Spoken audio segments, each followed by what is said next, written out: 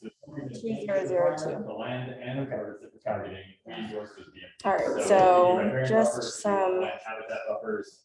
All right, so now we've started the Zoom. The BMP I'm going to go ahead and screen share and then click desktop there's a few too. things that cater specifically to And grassland birds, then like the timing of mowing, share, for and example, then pushing you should have all the Zoom ribbon up here and then present. So we're live right now. I can go ahead. I'm going to go ahead and mute. But just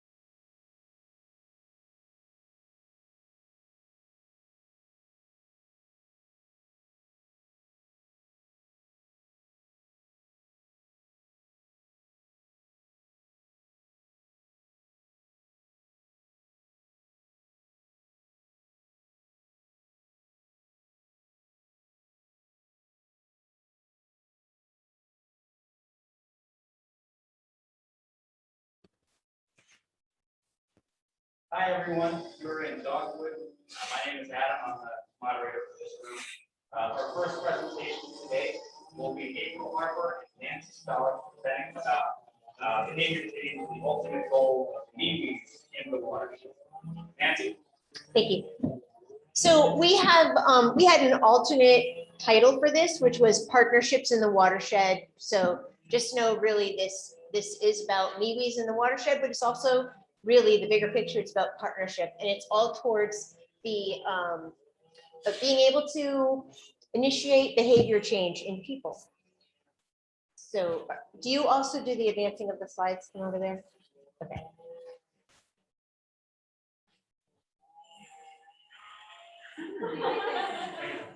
Although I will argue, we haven't been on it. We do kind of have it.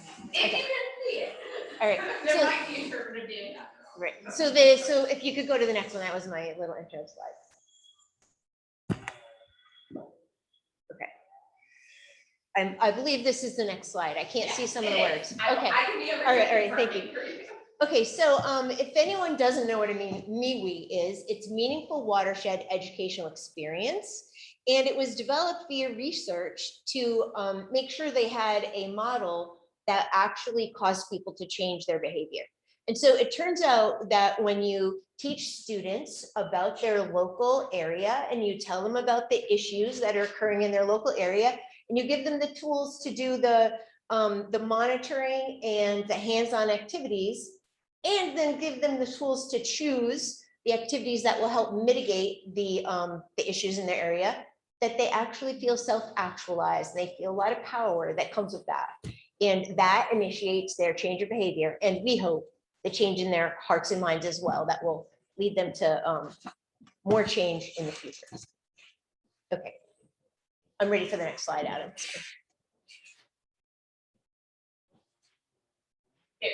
There it is. Okay.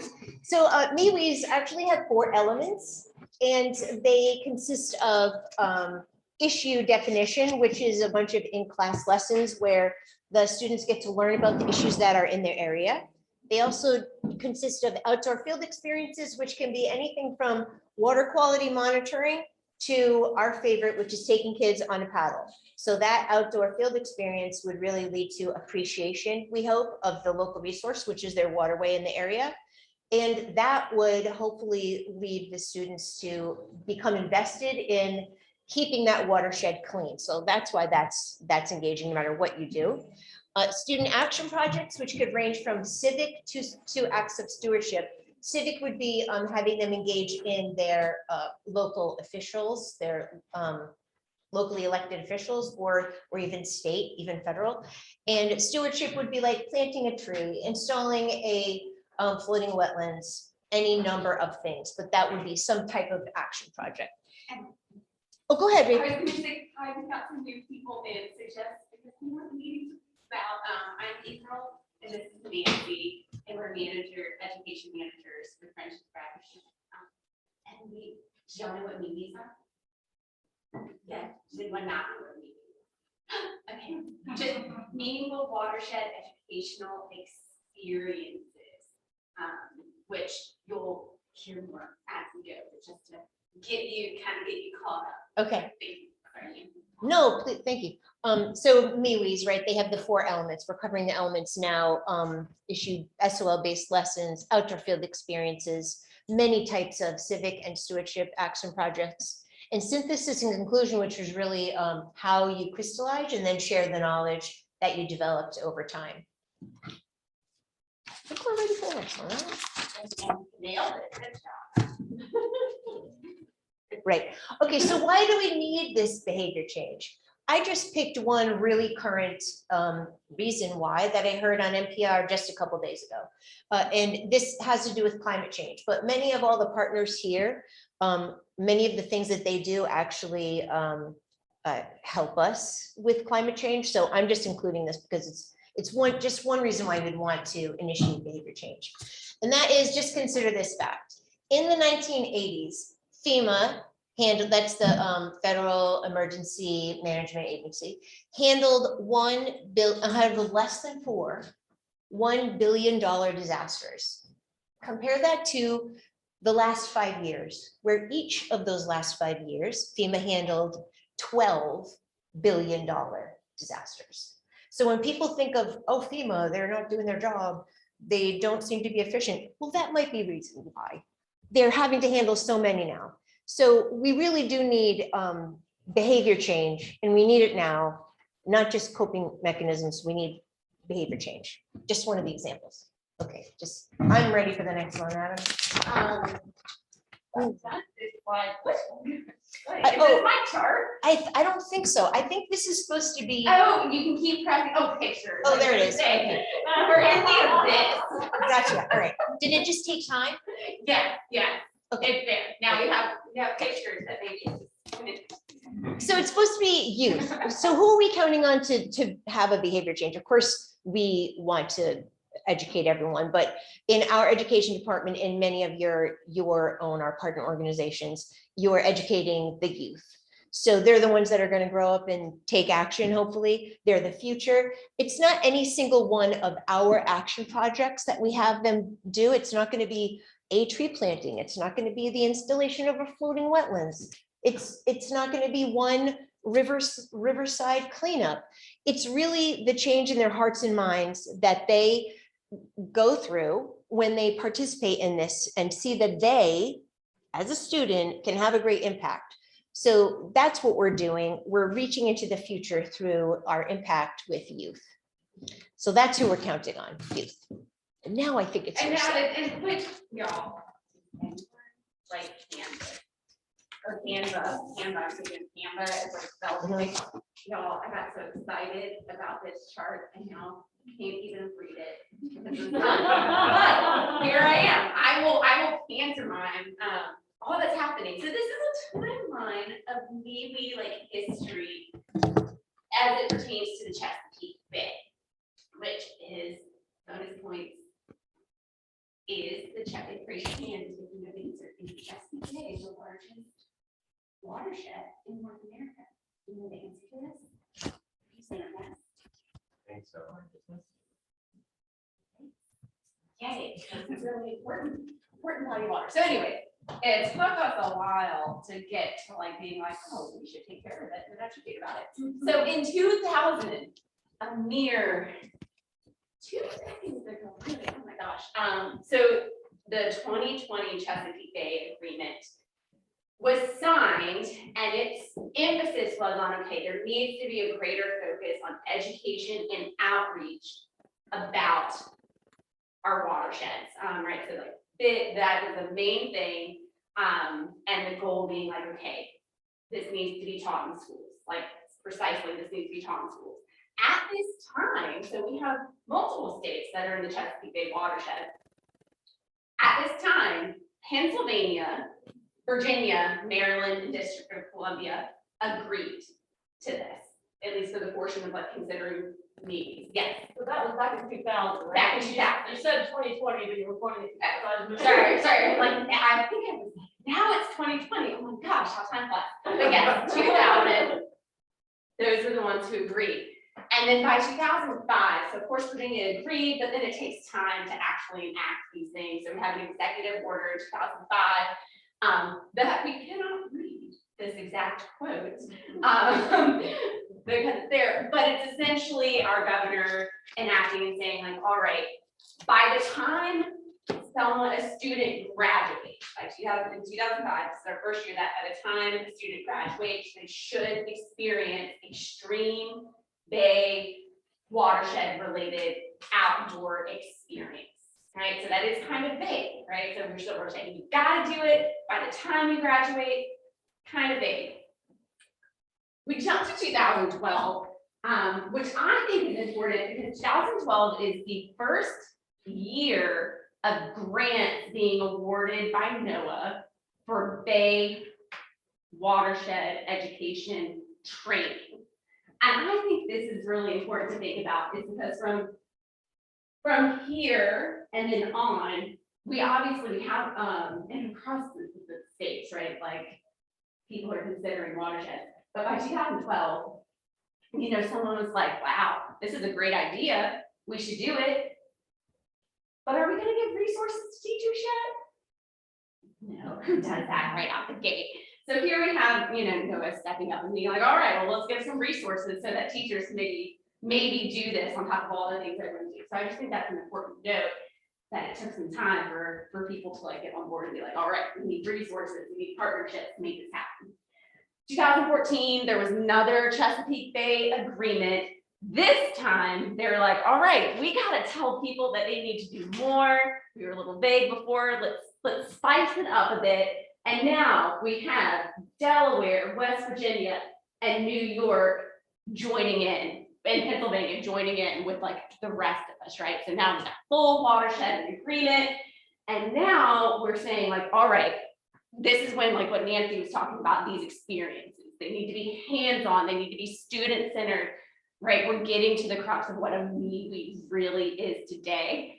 And then a part of this agreement that gets enacted in Virginia in 2015 by Governor McAuliffe is that experiences should happen, and one in elementary school, one in middle school, one in high school. Right, so this is what's going to solidify and help with that behavior change. You're getting it again and again. And then so in 2015, that is when it's enacted, and that is my little MeWe history. So, just to show, so that little icon up there is covering up. It says Chesapeake Bay Watershed. It is. Oh, Yeah, I'm afraid Thank to you. touch anything. that's fair. Yep. But, Thank you, Adam. Because my next one, and Adam and his intern helped make these layers, it says Rappahannock watershed. Well, not this, somehow, while we have a time with conversion. Oh, It's not okay, even it's- there. okay, so it would be under there if it was. So this is gonna color over time to show how much, to show the different counties that FOR worked with our partners throughout the watershed. So it's the Rappahannock watershed timeline of counties that were touched with MeWes. And again, it's all for our communal impact of affecting behavior change. So this was in 2010 with Stafford. Note that was before the money started coming in, right? So this was partner funded from other locations, from not from NOAA, or it was just locally funded. But that this really goes to show that it's our partners that help us do this. And it's pretty much everyone that came to the symposium today. So I'm going to show you some logos soon. So just know, thank you so much, because sometimes on the on these sections, the counties that are going to color in over time, sometimes we're the lead, sometimes we're not. We usually have a big part, sometimes our part isn't. But it takes all of us together to do this. So this is in 2010. Another little fun fact about 2010, the person who helped us in Stafford with our Learn and Serve programs, she's now a member of our board. So these partnerships are not only show a big impact, but another kind of like internal impact where those partnerships just form closer and closer ties within the community. Okay, so this was 2010. Yeah, so then this was 2015, all these other watershed counties. Okay, Adam. 2015, we had a few more. Go ahead, Adam. 17, Yeah. sorry. You're fine. Oh, 2018. 2018, Yeah. that's the one we're doing now. It's ended up being a 4-year grant through an extension. 2000, and then April is going to be doing the build out of these programs up in the Headwaters. The few that haven't been colored, those actually were also covered in MeWes. They're emerging MeWes, so just know we're not the lead, but also we could have added another color if we wanted to. So really the big thing is we can't do it without anyone. And also, just because they're covered doesn't mean they're done. These are ongoing and they'll always need ongoing support. Oh, as a speaker, I don't have to have that on. And that is the takeaway, correct? So, Yeah. And a part of what we're gonna talk about next is that there's such different levels of what resources each county and district, of course, have access to. And then no grants expire. NOAA provides a lot, they expire, so it's making these I jumped. No, yeah, so don't think of these as like, oh, well, they've been covered, they're done. It's never really done because there's teacher turnover. Every year we train new teachers. So every year we need resources to go back in those classrooms and train the same teachers, because sometimes there's a pretty giant turnover. It's also teachers need outside support, or they need ongoing support. But the thing is, yes, we've done all this work through the watershed, but it has to continue.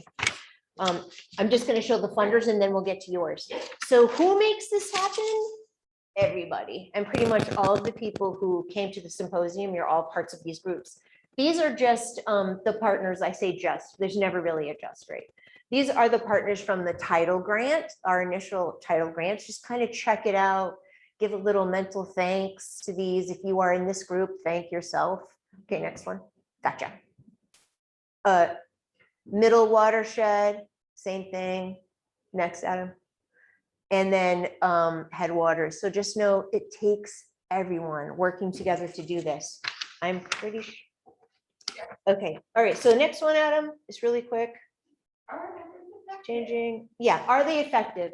I have some quotes here. I'll just read one in the interest of time, so April can finish up. But the bottom one, oh no, I don't even think I can read it. We learned, okay, this is one. These are from kids.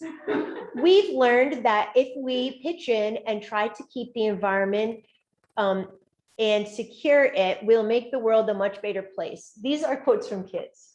So kids are feeling the weight of what they're doing.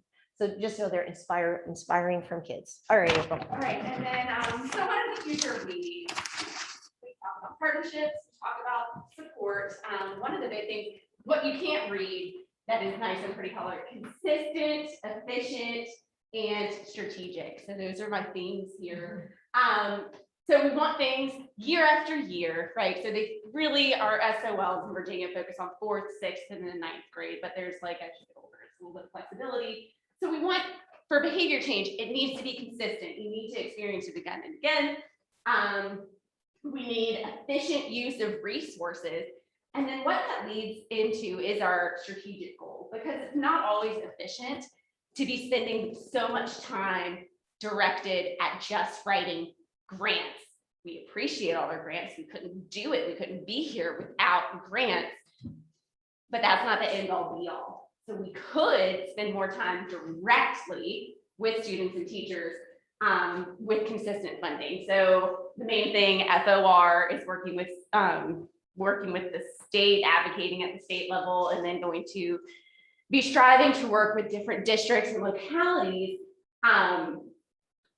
to be able to have funds earmarked for MIWIs, and whether that is bringing in FOR, whether it is bringing in soil and water districts, but there's a chunk of change per school district to be utilized to make sure the resources for teachers continue to be there and that it's consistent. Good. And then how can you all support MIWIs, whether it's you're wearing your job hat or maybe like your own personal hat? One of the most important things is communicating to your public leaders, right? So like we voted them in, they're supposed to do what we said. So we call them. I highly recommend, I wonder if everyone here is familiar with Virginia Conservation Network.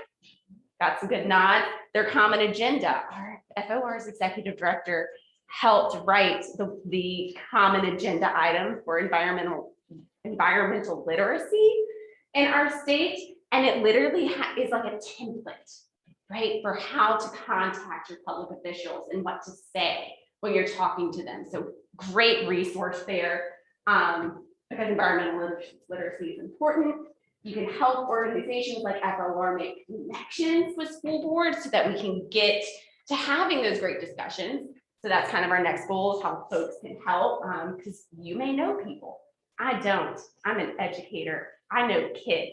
And then just a thought, and you can, as you're talking to people, like volunteering your outdoor space, or if you know a business that like really wants a buffer zone, riparian buffer near their property, that could be a school action project. So like donating that space.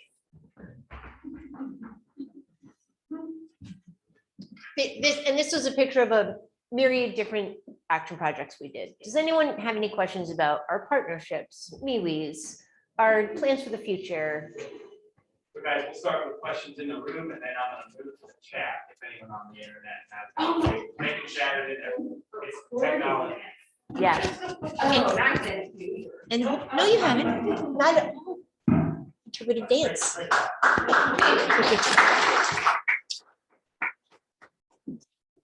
Questions? Questions, but as a student, I can say I did participate in a lot of events in my schools, and I never really wondered why. Now it's just maybe this is why. Absolutely. Yeah. Did you say you didn't have events or you No, did? we did. We did have events. Oh, So yeah. I remember like when I was in with high school and middle school, we had in upper middle school, we took a trip to a watershed area. Where we did a whole educational thing on where watershed is and conservation efforts for it and water center. In high school, we did outdoor cleanup stuff as well. And at the time, I didn't really think, this is just part of science class, right? And it didn't really occur to me that this is probably from hobby. Right. And usually when we go to meet a group of kids, we say, you're all part of a MeWe, just like all the kids in 4th, 6th, and 9th grade, blah, blah, blah. But you wouldn't know all the other stuff behind it if you're a kid in the class. Thank you for sharing that.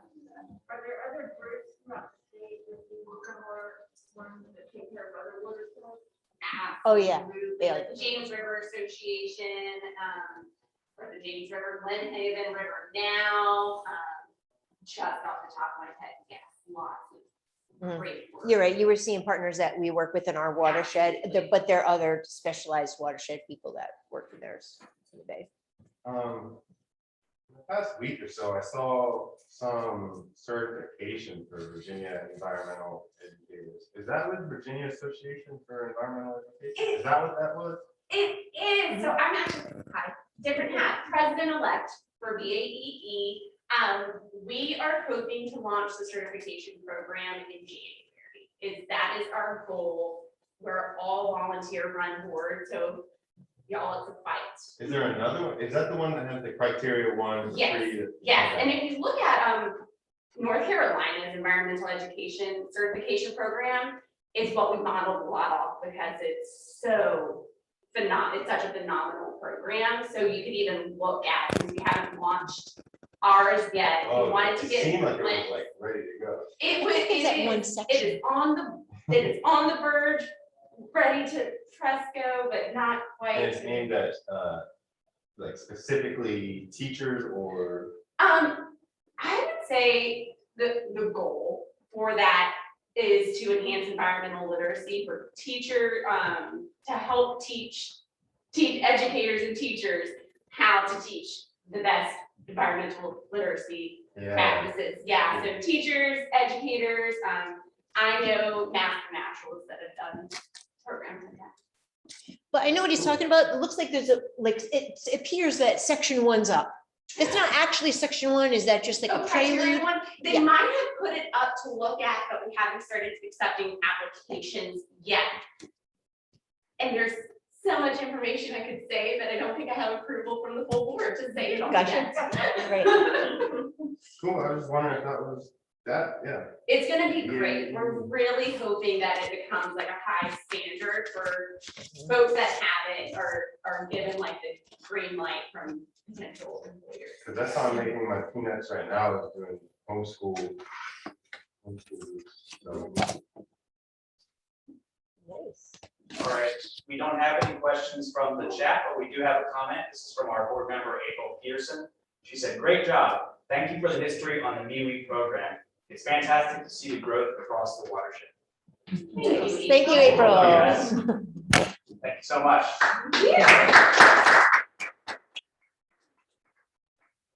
Officially on break. So I guess and they could hear us, Adam, without us swearing, Apparently we're sounding good. even Yeah, April. both from- you. Okay. Projecting very well. We, or she meant for the virtual, right? yeah, Oh, I guess so. I mean, I do project. So is this the mic that's working for everything, or is it the?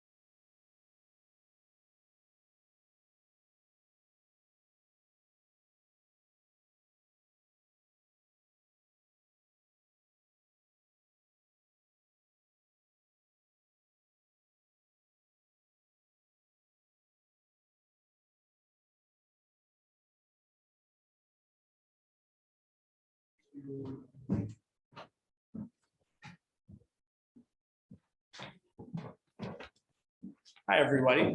You're in the Dogwood Room for our 11:30 presentation. We are here with Lara Johnson, Urban and Community Forestry Program Manager for the Virginia Department of Forestry. Thank you very much for attending. Take it away, Lara. Thank you very much. Nice to see everyone and everyone on Zoom today. I know the logistics are always hard running a hybrid event, and I appreciate everyone being here. So I am an urban forester for the Department of Forestry. I am a rare breed, right? A lot of us spend way more time in the woods.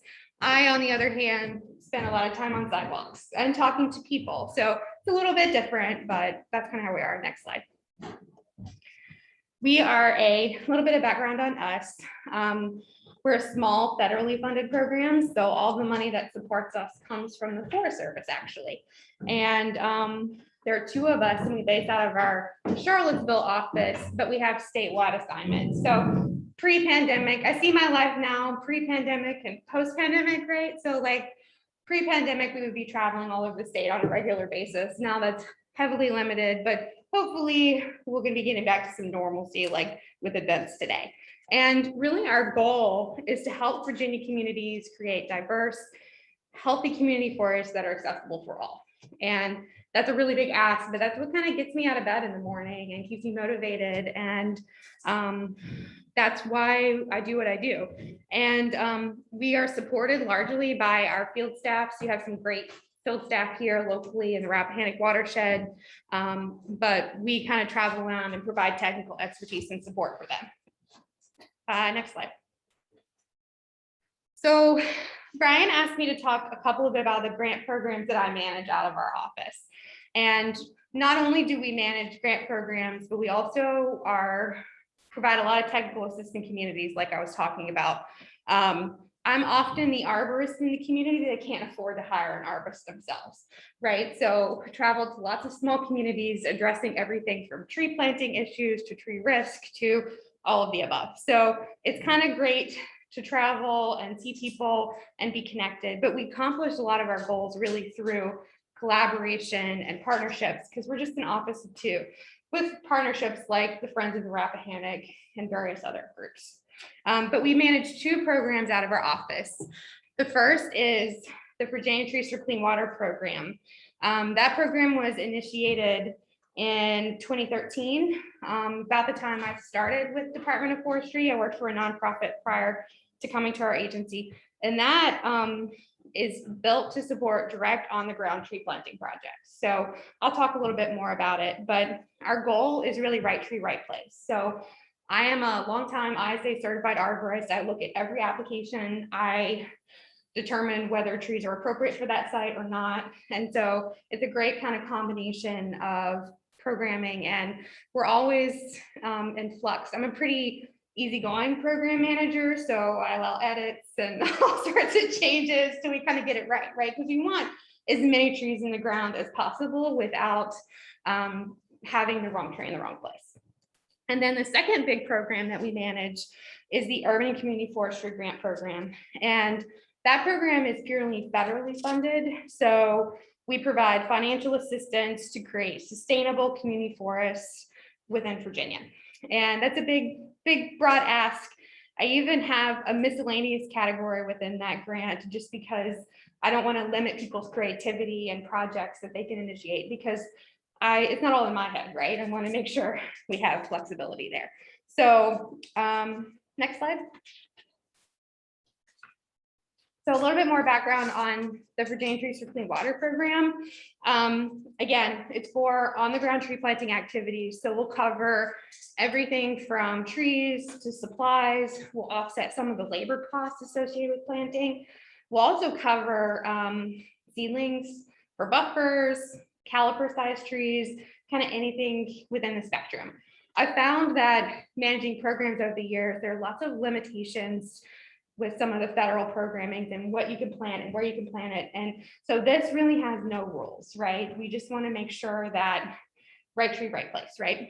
And We do it on, and it's funded by a lot of different sources of funding. So Terry was talking about it a little bit earlier, but we get some federal money from the Chesapeake Bay Watershed program. We get some CB RAP money from DEQ. We get some water quality improvement funds. So we kind of mix lots of sources together so we can fund projects in the Bay and out of the Bay, right? Because we want to do, the Bay is very important, but we also want to do work outside of the Bay.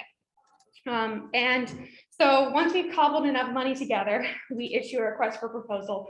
And it's basically a really short application process. I've really honed in the process over the years. So we have a really short application page, a short budget worksheet, and we want like a 4-page narrative. So something real short. It doesn't have to be, you have really professional groups like Friends of the Rappahannock and Trees Fredericksburg locally that apply for our grants that have these amazing applications, but it's also built for people that are just getting started, right? You don't have to be a professional to get one of our grants, professional grant writer to get one of our grants, right? We want to get trees in the ground where they're needed most. So the it's also a reimbursement grant. That is, we can allow for some expenses up front, but you really have to have a strong justification because it's a risk for the state to upfront money and the project potentially fail. And then we also do match what you can. So I call it, if we're investing in your project, we want to see you investing in your project. It doesn't have to be cash. It doesn't have to be, it can be volunteer time. The volunteer rate right now for our projects is like $26 per hour. So it's really easy just to accumulate a little bit of match, just working through the paperwork and going out and working with your community just to plant the trees or care for them, right? So it's a really easy process, but we just want to see you kind of invest a little bit in your project. And it doesn't, again, have to be financial. The other cool thing we do about this project, and it's really awesome, we're a very service-oriented agency, and these programs are no exception, but we do site visits. So we'll actually visit your project beforehand to give you advice on tree selection if you want that. And then we require a follow-up inspection to make sure the trees are planted properly. And that's the kind of hand-holding piece that I really like about this, because you can be really inexperienced and want to do something good in your community and take something like this on. And potentially, I've seen some of our grantees apply for much bigger NIFWF grants and larger projects after kind of undertaking one of our programs. The other thing that we require is community engagement. There's just no exception to that. All of our programs in urban and community forestry require community engagement, and it comes in lots of different forms, right? We want to make sure, I have personally been involved in projects where we're working with a group, they planted trees, and we found out after the fact the community did not want the trees in their neighborhood, right? And it's kind of like a shocker, you know what I mean? And so the trees were not taken care of. And so that's why this is a requirement. We want to make sure you're doing your door knocking, you're talking with the community. This is something they want because it's a long-term investment for us, in addition to a long-term investment for your community. So those are a couple of projects. That one's in Richmond and Carver, and the Carver neighborhood we did a few years ago. And the one at the bottom is on the Eastern Shore in Saxis. Have any of you been to Saxis? I hadn't been there until I did this project, but it was awesome. And I, you know, the more I go along in my career, I'm spending a lot of time in my office, but I am always willing to get out and plant a tree anytime. So please extend an invitation if you're out and about. I know I've planted trees with Tree Fredericksburg a lot, and they do great work. Next slide. The other program, this is very much more broad program. And we've been using this program to help with offsetting some of the maintenance costs required for tree planting projects. Like I said earlier, we can't just walk into a community, plant trees, and then leave, right? We have to build trust. We have to be able to help care for these trees.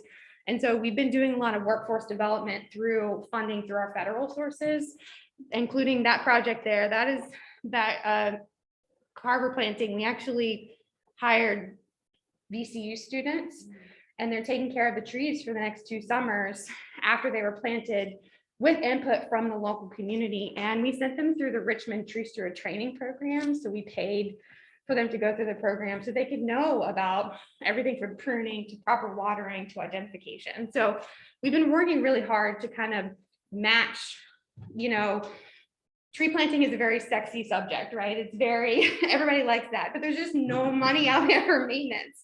And it's a struggle I think we all have. So we're trying to do more workforce development through this program to really match those needs and get people educated on trees are living things and they require more than just walking away, right? So, but this is a similar style. So request for reimbursement, and request for proposal style will issue an RFP. Both of these grant programs can be found on our website. So you can just look at DOF and go to Urban Community Forestry and find all these resources. And it does have a match requirement, but again, in-kind is very much allowable for our grants. And then again, just reiterating, community engagement is required. We have an internal ranking system for all of our grants. So we bring in different people from all over the place to help us decide which projects should be funded. Next. And then we talked a little bit alluding to this earlier today. One of the issues we've struggled with is we're really good at tracking the projects that we fund. However, not very good at tracking all of the obscure plantings that are happening all over the place, right? So we built this a couple years ago. It's called My Trees Count. And this is actually, I didn't want to do a live demo today because it could be challenging in a hybrid style. So I just took screenshots for you, but you're welcome to go to our website or that link at the bottom to look at the projects. But this is the front page. It actually shows all the tree planting projects that have been logged in 2020. This front page is static, so I only update it after planting seasons. I get a lot of questions about that, but not everyone who plants a tree in their yard wants their data publicly available that they planted a tree in their yard, right? So we ask your permission before we put your information up here. And we even, when you can zoom in this map, you can't zoom in all the way, so you can't see their address, right? But not everyone feels comfortable. So this is static. We only update this after planting season. Since I'm going to be out for a couple months, I will update this after I get back after the next planting season. So it'll remain static a little bit longer. But that's kind of cool. It's kind of, you can click on each dot and get information like I planted 1 tree in my yard, or I planted 50 trees in my neighborhood. So it's kind of very basic information, but it's interesting. Next slide. And then the other great thing is it features cool planting stories. So I actually run through the data after every planting season and pull out projects either we funded or people just submitted through the program that are really interesting, and get pictures and information to highlight. This is actually a great project in Hopewell. They actually planted an urban orchard next to a school, and the Parks and Rec department took it on, and it was a really kind of amazing project. I was able to attend the tree planting that day. But it links back to their social media or it links to their website, and we try to pull from their content just to kind of show and further the projects a little bit more. And that is also updated as we get through different planting seasons. Next slide. We also have tabs at the top. I didn't talk about that a little bit earlier, but we have 3 tabs at the top. So I just covered the first tab.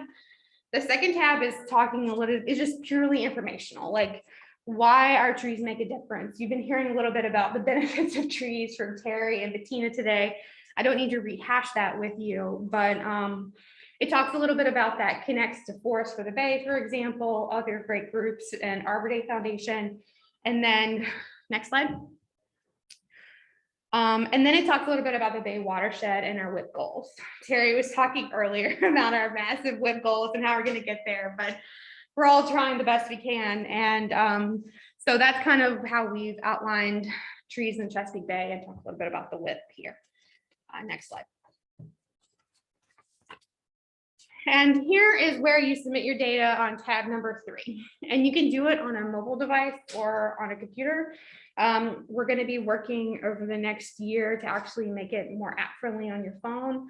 So you can just download an app. But you basically go through the questions, and they're very easy questions. Actually, Friends of the Rappahannock piloted it for us. So we went through about a year of piloting to try to see if this was actually going to work before we went live. Virginia Beach was the other community that helped us pilot it. So we really honed in the questions. We want your location. We want the type of planting that you did. We want just some basic information and your contact information. So we can report this data for the WIP, because DOF is ultimately responsible for reporting all of the urban tree BMPs to the WIP. So we would do that report for DEQ. And so it's really cool. And the other thing about this is part of the WIP process requires third-party inspections. How many of you knew that? Yeah, so that's the fun part, right, of all of this, is that we can get lots of projects submitted, but they have to be looked at, right? They have to be verified. And so we're working with tree stewards and master naturalists to actually, and DOF staff to actually inspect these projects. Oh, that tree is actually in the ground. Oh, it's living. And we actually turned our internal planting quality inspection forms into an online form for these groups to use to verify these projects. And we're always looking for more volunteers. If you're ever interested, we never ask anyone to leave the area that they live in, right? You don't have to like live in Fredericksburg, you have to go to like Culpeper, right? That's not the case. We'd only ask you to kind of look at projects close to where you live. But it's a really cool and process, and we've learned a lot from it, and we're hoping, always looking for feedback if you get a chance to look at it. And you're always welcome to shoot me an email and provide any feedback you have, because I want to make it as easy as possible to enter data. Next slide. So, and like I said, all of our grants are tracked to this system. So you get a grant from us, you have to submit the data in there, and then your project is verified after that. And it's built for being really simple. So we're not looking at your whole species list unless we're doing until the quality inspection. We don't want all that information up front. We're just built to plant a single tree in your yard and you just want to help the bay, or large scale plantings, 50, 100, we get 500,000 trees at a time. And then using in your mobile device and computer, over the past year, we've had about 7,000 trees entered separately from our grant programs, just from the public. So that's great, considering we just launched it softly in a pandemic. But it's really awesome that we've been able to count for more trees, because like you saw upstairs, it's pretty lofty goals we're trying to accomplish, and some cool projects along the way. The one on the far right here, that's that Hopewell project again, or parent buffer start installed outside of Chesterfield, and then another project in Virginia Beach. And then next slide.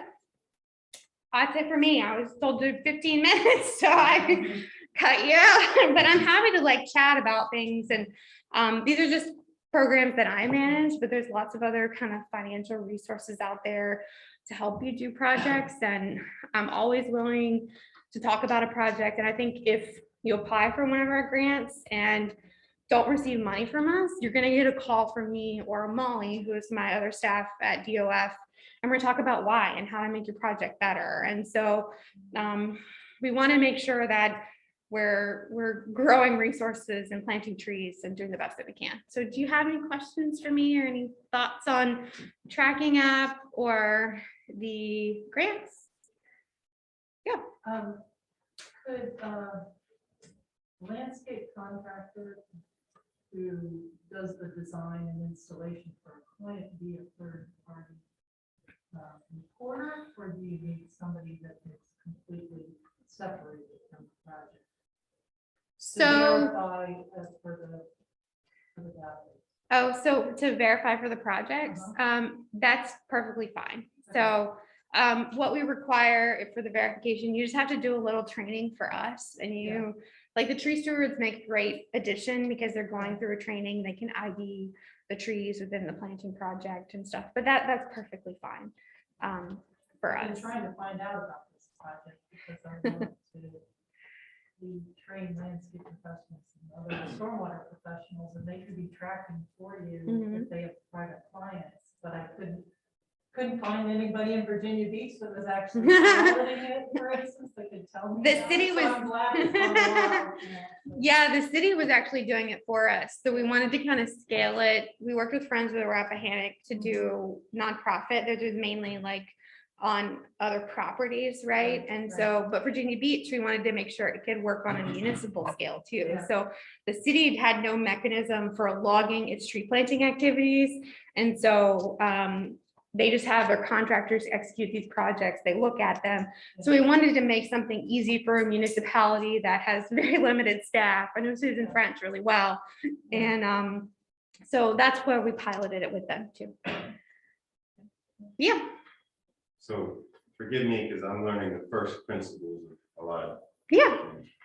But so like private businesses helping build green infrastructure, like landscapers, getting paid by landowners, can they get funding, or is that more like a no, you're doing a service for a client, you can't get?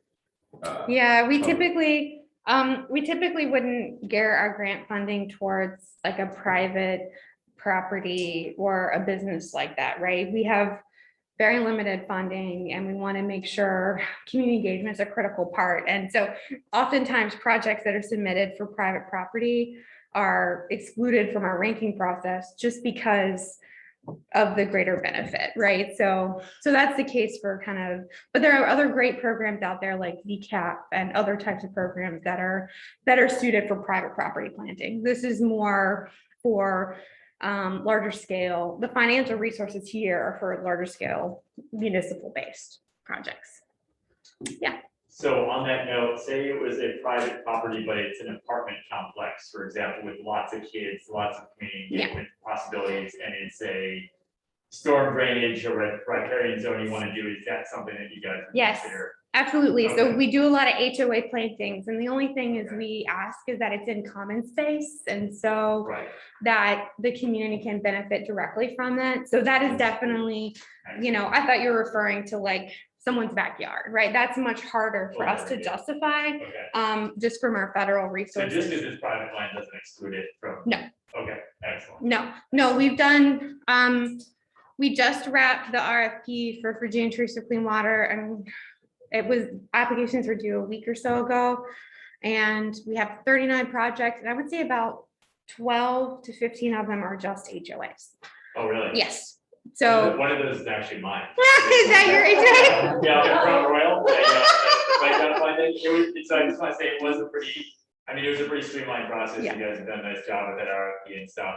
It was not difficult. It took a little bit of time, but Yeah. pretty exciting the fact that this kind of grant money exists and we, you can jump on it. So Yeah, absolutely. Yeah. Yeah, it's absolutely built for that kind of case. And we do a lot of HOA plantings. And I think that's where I get the majority of questions that need a little bit more handholding and guidance. Oh, this species is probably not appropriate for this site, right. and that's where our field staff and us are kind of here. We have ISA certified arborists reviewing all the applications and Okay. have a lot of experience with site design planning. So we can kind of provide advice. We're ranking them soon, so I'll let you know how that goes. Well, that apartment complex one, I'm gonna stick next year. So now that I know we can do it.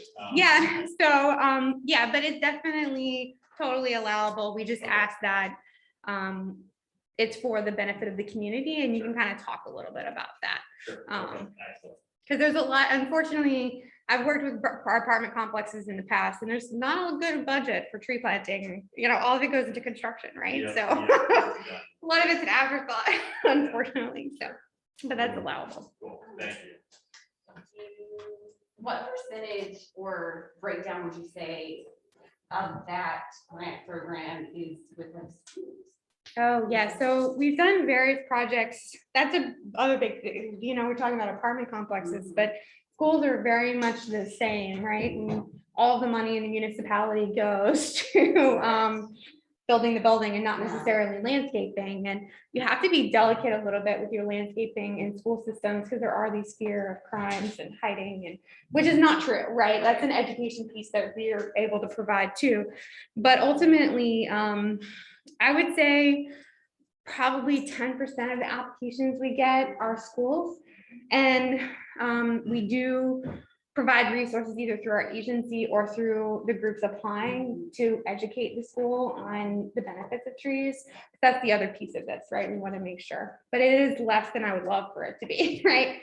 One connection I would say urban orchards have been really popular in the past couple of years, I've kind of seen, and schools that have community gardens are looking to expand a little bit and add orchard trees, and it's a really kind of cool thing.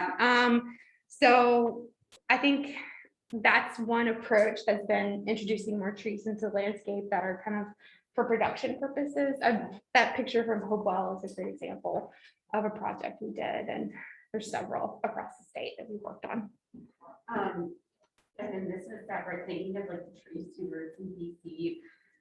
Does the Department of Forestry, I should probably just get on my phone. It's okay. Does the Department of Forestry have different social media accounts for like different initiatives, or do you just do No. one? Okay. We have one. Okay, I was curious, just because I'm Yeah. like, man, we need to get more young people involved in stuff like this. I'm here towards the young people. Yeah, no, yeah, we're very much one Yeah. public information office, is very distributed between rural forestry and urban, and we're a small program within our agency, like I talked about. But yeah, so a lot of our support for the tree stewards comes from our council, which is Trees Virginia Urban Forest Council.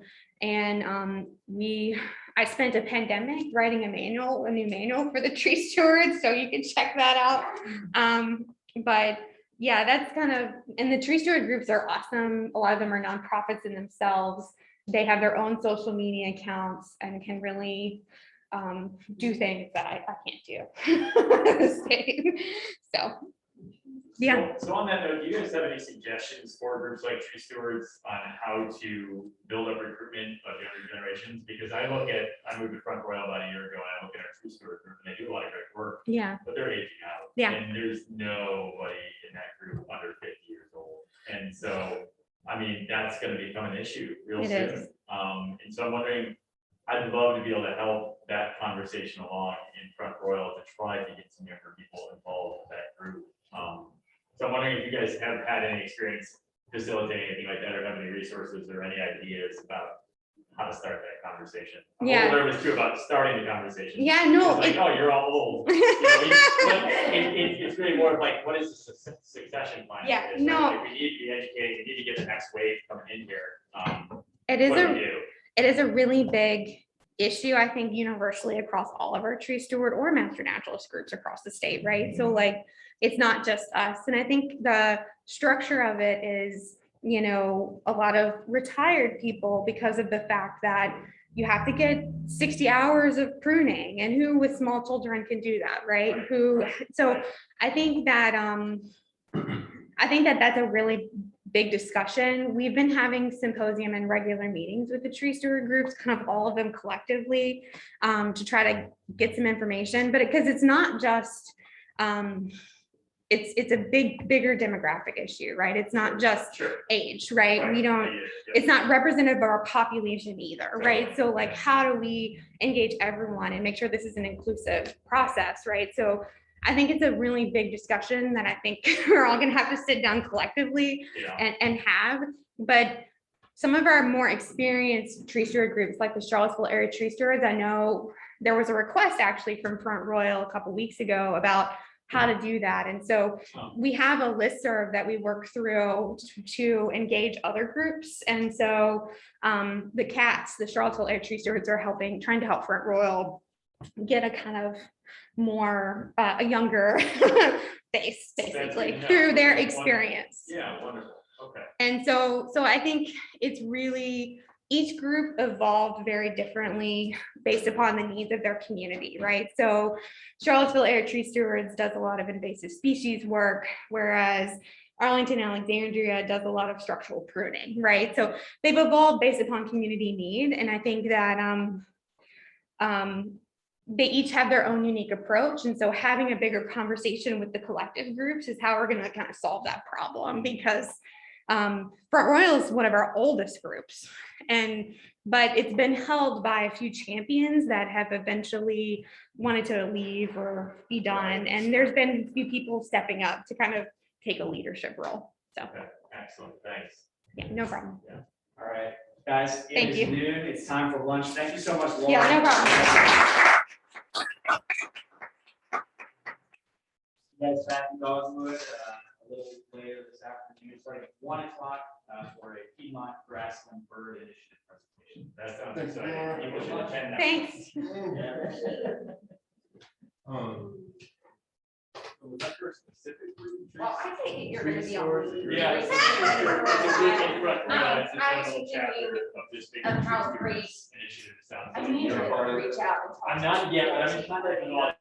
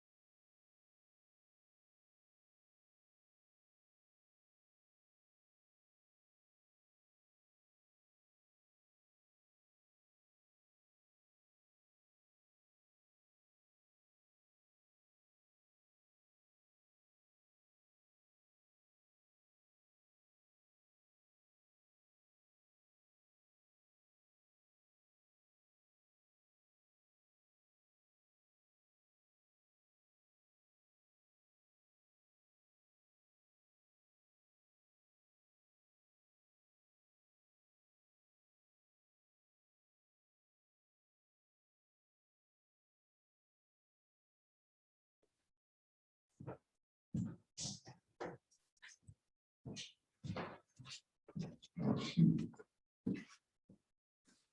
everybody, you are in the Dogwood Room. This is Adam, the moderator for Friends of the Rappahannock. Today we have Justin Proctor. He's the Piedmont Grass Bird Initiative Coordinator from the Smithsonian Conservation Biology Institute. He's going to be talking to us about the Piedmont Grassland Bird Initiative. Justin, take it away. Thanks, appreciate it. Hi, everyone. Hello. Hello. Let's see. Up here. Yeah, thanks. Let's get a safe surrounding.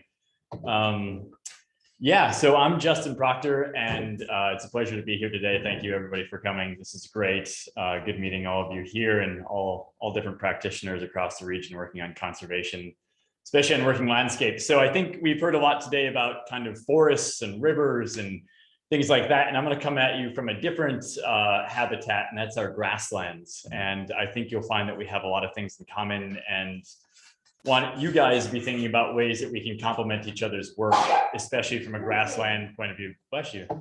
So one important thing to start with are the plight of grasslands in general. And this is something that is gaining a lot more traction in the news, and you'll be hearing a lot more about. There's a lot of advocacy going on right now too.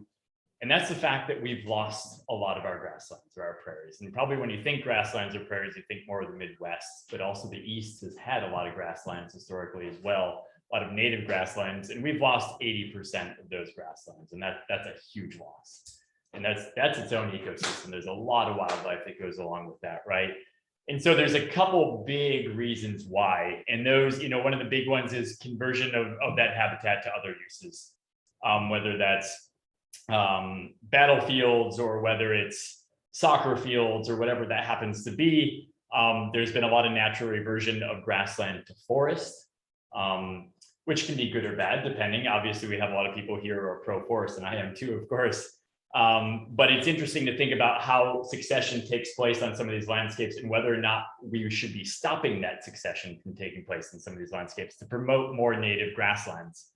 And then the one I'm really going to talk about today, because this is where my position comes in, is the intensification of agricultural practices on grasslands that remain. So Save the World's Most Endangered Ecosystem, and it is considered the most endangered ecosystem on Earth, are our grasslands, believe it or not. So that was the plight of grassland. So that obviously ties right into the plight of grassland birds, a type of bird that a lot of people don't think too much about. Actually, a lot of people, when you're thinking about birds, you think about forest birds, you think about shoreline birds, you think about pelagic birds, you think about birds living in swamps and marshes, but rarely do people think about grassland birds. It's an entire other niche of birds. And obviously with the decline of their habitat, they too have declined very, very quickly. So they've declined by over 53% in 50 years. That's a big thing. So you might recall some of the literature that came out a couple of years ago in 2019, 3 billion birds lost. It was this big thing. It'd come out of Cornell Lab of Ornithology, a lot of research putting together the numbers. And when you separate those out by what types of birds were lost, turns out that grassland birds were the hardest hit of those 3 billion birds lost in the last half a century. So for example, if we bring it right here into Virginia, our region's priority conservation species is the northern bobwhite. So your bobwhite quail, right? The very iconic bird that's an upland game bird as well, brings a lot of money to the state, has declined by more than 80%. I mean, that's huge just in the last 40 years. So we've got a huge problem here. Some of these species are getting to the point where there might not be a point of return real soon. So this has been considered a prominent wildlife conservation crisis of our century, protecting our grassland birds. Most of what remains is surrogate habitat, and we'll talk about a little bit more what that means. So we can go to the next slide. So you'll find that these are a bunch of meadowlarks sitting on a fence. It has become very real that we have lost 3 out of 4 meadowlarks. You can, if you just want to back up really quick, if it goes back. So we, 50 years ago, you used to drive by a farm, right, and just see all these meadowlarks. This really iconic, rich singing, beautiful bird, an icon of spring out there on the fence line, a true grassland bird. This bird nests in the grasses. It must have grasslands, not just for feeding, but for nesting. And we've gone from having this massive population down to only 25% of ones we had. So it's become much quieter out there. And that's something that you'll notice when you go through rural America and you look at these farms.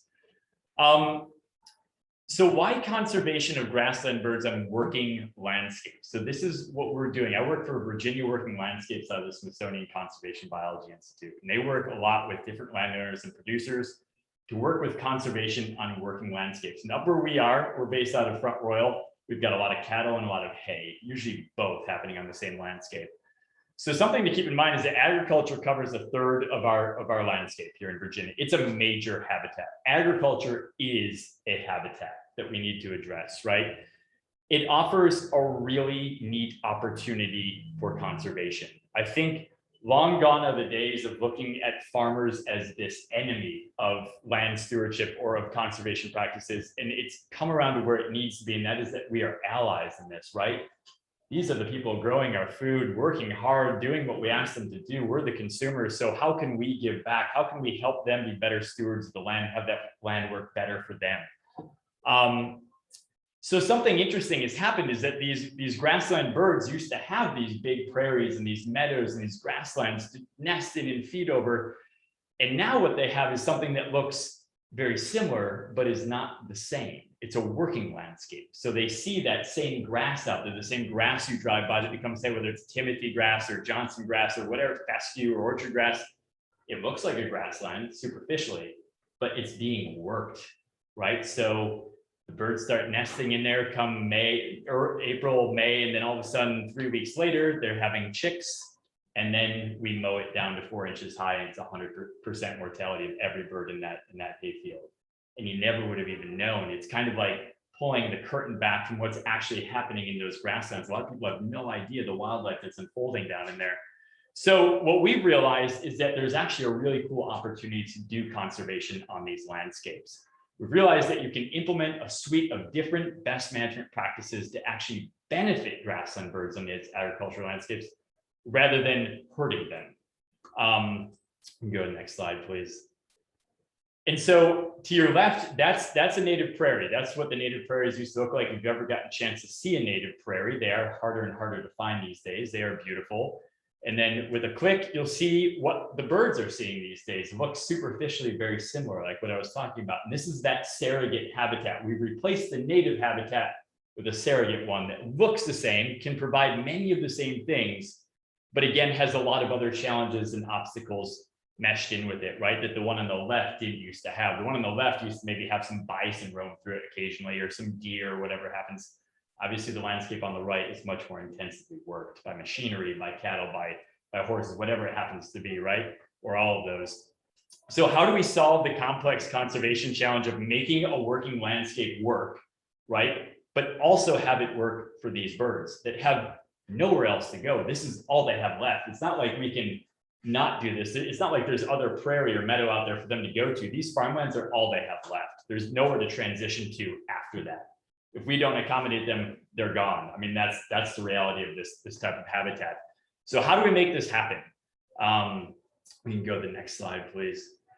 And so our approach is to use grassland birds as a tool for conservation. I think most of the people here at this roundtable come at conservation from a slightly different angle and try to find a way in, right? How do you get these good ideas you have, these best management practices, and how do you get them onto a landscape, whether you're forestry or watershed or water quality, soil quality, farming? What's your angle, right? You need to find a way to get onto that landscape and make a difference.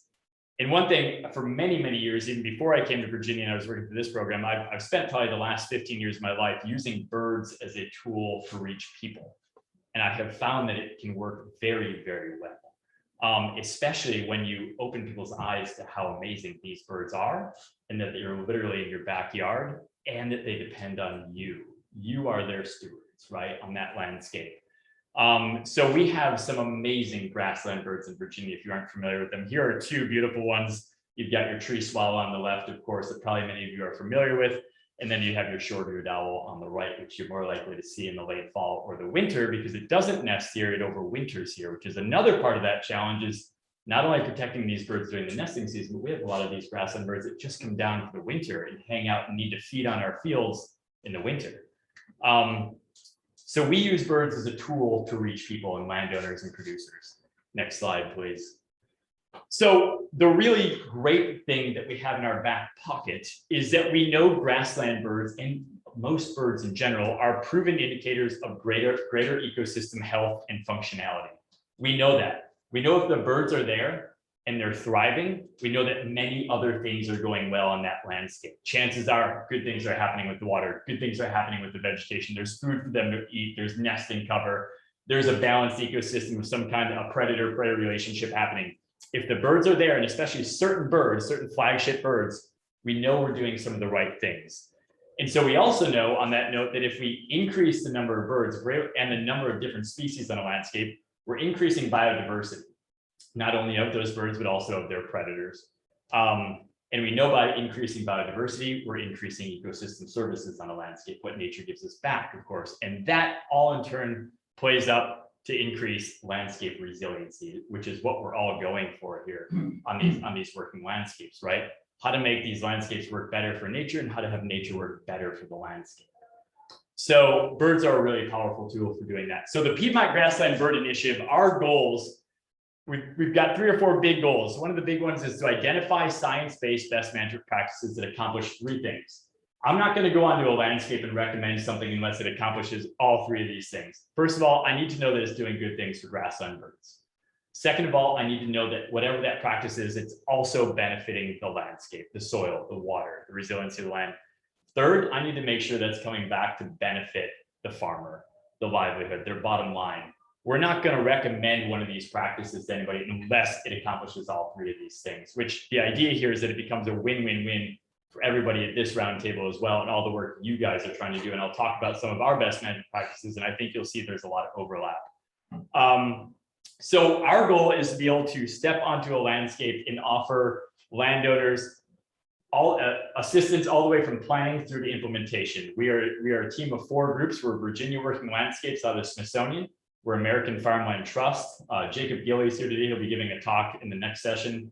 We're Quail Forever, and we're also the Piedmont Environmental Council. So we have this really cool core group of people who can come to a landscape from sustainable grazing sector, from the conservation easement sector, boots on the ground facilitators, and we have the science from Virginia Working Landscapes and the Smithsonian to back what we're doing. So we have this really powerful core team that we can use to come to a landscape and help producers with that technical assistance aspect. The other really important thing, and one of the big reasons I'm here, is to unify the messaging across other practitioners in this area. So I want to make sure that everyone here also sees grasslands and agricultural landscapes as an opportunity and not a barrier to a lot of the work we do, right? And I can show you some of the things we're doing that I think you'll be surprised at how big of an impact they can have. Create opportunities for training and dissemination of knowledge. So a lot of farm walks on exemplary farms where conservation is already happening. Get the right people in the right room, a lot of train the trainer opportunities among people like us, different practitioners. So we all have this knowledge. And then of course, our big goal is to place Virginia on the map as a nationally recognized bird conservation region. We really want to use birds as a tool for getting some of these ideas going. So this is us. This is the strengthened partnerships, like I said, Smithsonian, PEC, AFT, and Quail Forever, and always looking for more people who are interested in coming into our core team and being a part of this effort. So we are in 16 counties. That's where Virginia Working Landscapes work. So that's also where PGBI is working. So you can see, you know, we're basically, we're in the Blue Ridge, we're in the Shenandoah Valley, and we're out onto the Piedmont. So we're on both sides of Massanutten, and we're on both sides of Shenandoah National Park, which creates a lot of really cool opportunities too, because we're really want to also link up with public lands, because something that to point out, which is really important, is you look at these public lands that are so well protected, and you ask yourself, well, what about their edges? And your edges are your most vulnerable spots, right? That's where all your invasive species come in. That's where your rivers come out of the mountains and all of a sudden hit a different type of landscape. So what rings all those? Well, that's your working landscapes, right? So what can we do with Shenandoah National Park? What can we do with the state parks, et cetera, to fortify their edges with our working landscapes? What type of BMPs can we put in on that edge that are win-wins on both sides of that line, which would be really cool too, right? Create that buffer ring around those to protect them. So we have a lot of really neat ideas about expanding out to work with public lands as well. Next slide, please. So aligning best management practices. Hopefully you see something on this screen that speaks to you or whatever your organization does. Like I said, there's a lot of BMPs that work for grassland birds as well. So everything from creating riparian zones and exclusion fencing, which is a big part of course, what Friends of the Rappahannock does and all the groups here, is creating that riparian zone. Well, of course that helps grassland birds because we're not only helping grassland birds, we're helping shrubland birds too on that edge. And a lot of your grassland birds, they're not just hanging out in the grasses all day. They go and they perch on that side forest edge. They feed along the edges of fields, those softer edges of shrubs, right? They might even use that habitat for an entire season of the year. Just because they're nesting out in grasslands doesn't mean they're spending the whole life cycle in the grassland, right? They might actually move their young over into those shrubbier areas or over by the water. So riparian zones work for grassland birds too. Regenerative ag, there's a lot of really cool things you can do with cattle grazing to make it more sustainable and more bird friendly, the way you're moving cattle about a landscape. And we have a lot of really great suggestions on that. Habitat buffer creation, upland habitat buffer for quail, softening, feathering those edges like we've talked about. Certain cover crops that are really, really good for overwintering birds that need food in the winter. Well, what can we plant as a cover crop that benefits your fields? It's also benefiting the birds at the same time. So a lot of these are very small changes that can happen or small decisions here that add up big time for the survival of these birds. And then also, of course, a lot of other things like collaborating with neighbors. If you have two farms right next to each other, get on the same management strategy so that we're enlarging these grasslands. The bigger the grassland, the more the grassland birds is going to attract. Many of these birds aren't necessarily attracted to 2 or 3 acres of grass. They want 30, they want 40, 100. They like to be way out there in the deep grass away from the edges where they're vulnerable. Some of them like to be close to the edges, but for our main obligate grassland birds, those big fields are really critical. And of course, one of the big things we're also looking at right now that I hope to tie into all the watershed work going on is, what about putting native warm season grasses on some of these farms? How does that compare with cold season grasses against a watershed, against a stream? Because we know our birds benefit a lot from native warm season grasses. It's a better food source for them. The grasses grow more as like these tussock grasses that allows movement beneath. It's not a mat of sod, for example. So native warm season grasses are really beneficial. And we know they have really deep root systems. They're really good at pulling carbon out and jamming it really deep down into the soil. So what about a buffer that's not only a riparian buffer that goes out 50 feet? What if I could give you 200 feet of native warm season grasses on each side of that as well, right? That would be really good for our birds, but also really great for stormwater runoff, sedimentation, et cetera, going into any water body on that property. So win-wins across the board for all these efforts. Cool, next slide, please. So I just want to give you one example of something that we've been spending a lot of time working on, and that's, of course, nesting season. So we want to protect our birds year round, but nesting season is the big time, the biggest bang for your buck, right? This is where you're getting the birds. And so we are working with farmers to identify those times when our birds are really deep in the nesting. They're all in that grass and you don't know it. You don't even know they're in there. They're very secretive at that time. They're going out. If they're on eggs, they're obviously not collecting food yet. So they're just hunkered down in grass that's this high. You never even know they're there. You drive by these farmlands, you have no idea the amount of life in these hay fields. It's incredible. When you actually get out there and you start looking for these birds, they're flushing all around you. It's incredible. And so one of our biggest risks is when those fields are hay at the exact same time these birds are nesting. That's a tough one because the spring, obviously that first spring cut is a very valuable cut for many farmers. That's when, you know, when the hay is at the boot stage, when the grasses are at the boot stage, they're really rich in protein, et cetera, and that's when they want the cut. That also happens to be almost the exact same time that all of our birds are down in their nesting. And when you take a blade across that field and you cut it down to 4, 8, even 12 inches, sometimes it's 100% mortality. I'm talking thousands of birds, sometimes per 10, 15, 20 acres that are lost.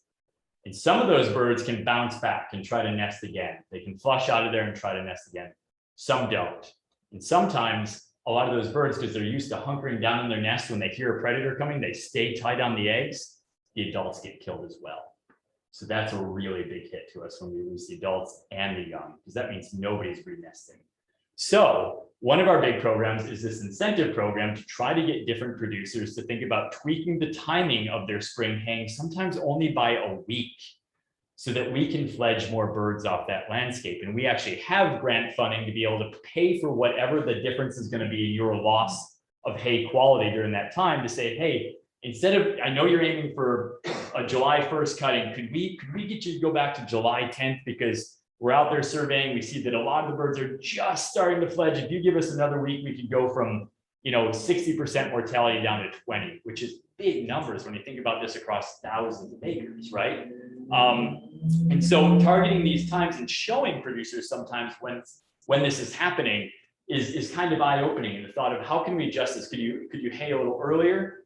And what we've found is that if we can give these birds about 60 days of no cutting, sometime in the spring, whether you shift it a little earlier or a little later, we can get a lot of those birds to fledge, as long as we give them that 60-day window, which is really neat. So there's a lot of options, and that's what we want to create. We want to create kind of this a la carte, different options for different producers. What could work for you? What are you interested in? And have different methods for trying to save as many of these birds as we can by just changing the timing by sometimes mere days. So this is a really neat program that we've really started up this year. Next slide, please. So opportunities for collaborations. Again, one of the big reasons I'm here is because I think we have a lot in common what we're trying to do. The rivers, the streams, everything that you're trying to protect for the Chesapeake run through agricultural lands, pretty much guaranteed, right? And we saw earlier in some of the presentations that agriculture is one of the bigger contributors of nitrogen, phosphorus, and a lot of the sedimentation problems that we're having.